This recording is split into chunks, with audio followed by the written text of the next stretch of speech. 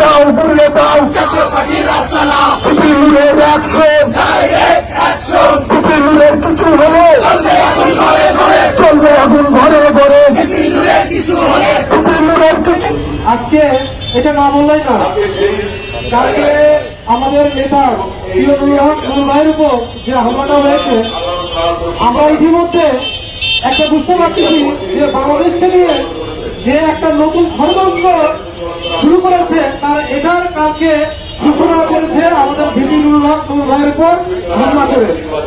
তো আমরা সাংবাদিক ভাইদেরকে বলবো এবং সাধারণ জনগণদেরকে বলবো, বাংলাদেশকে নিয়ে একটা নতুন ষড়যন্ত্র শুরু হয়েছে এই আওয়ামী লীগ ফ্যাসিস্ট এবং জাতীয় পার্টির এই দোসরদের। এই দোসররা দিন দিন যে নিজেদেরকে সংঘবদ্ধ আরো তারা নিজেদেরকে নিয়ে আরো বড় হচ্ছে, এটা কালকে প্রমাণ করেছে কারণ আইকন বিভিন্ন ভাইয়ের হামলা করে।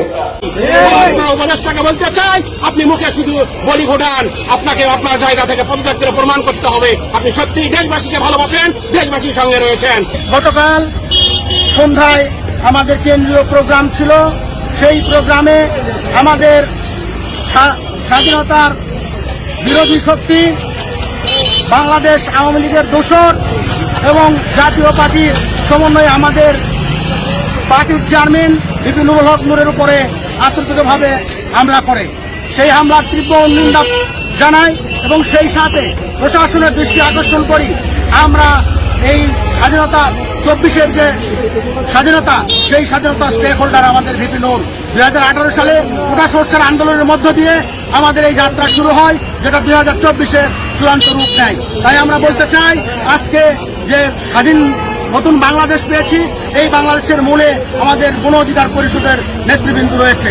তাই আমরা উদাত্ত আহ্বান জানাই প্রশাসনকে, আর আমাদের উপরে কোনোভাবেই হামলা এবং অন্যদের কথা শুনে কোনোভাবে অত্যাচার করা যাবে না। যদি না হয় তাহলে সারা বাংলাদেশে আমরা দুর্বার আন্দোলন গড়ে তুলব এবং এই সরকারকে পদত্যাগ করতে বাধ্য করব।